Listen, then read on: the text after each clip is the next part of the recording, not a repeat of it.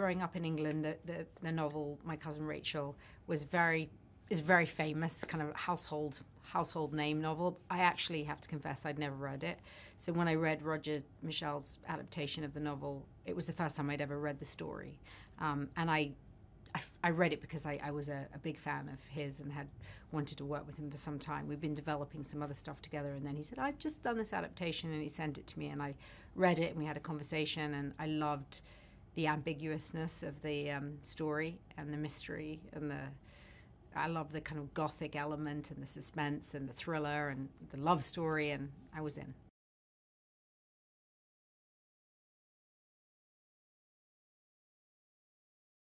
The story begins where Philip, Sam Claflin's character, is extremely mistrustful of me, and there's a kind of 20-minute build-up at the beginning of the film where a picture is painted of my character that is distinctly unlikable, untrustworthy.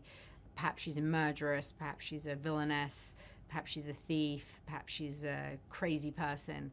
And then you meet her, and she's very exotic and bohemian, independent and different, and no one like Sam's character's ever met before. So he starts to kind of fall for her really hard and becomes infatuated and tries to own her and possess her.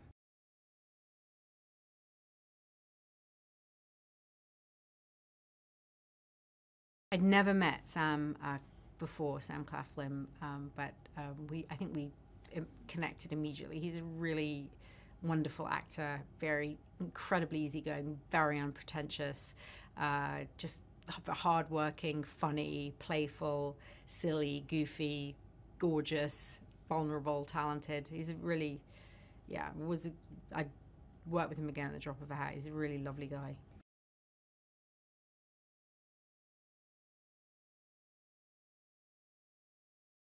We filmed in an old stately home that hadn't been restored yet, so it didn't have central heating.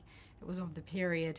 It was quite old and dusty, and so it had an old kind of gothic, haunted vibe to it, which I think really helped for the film.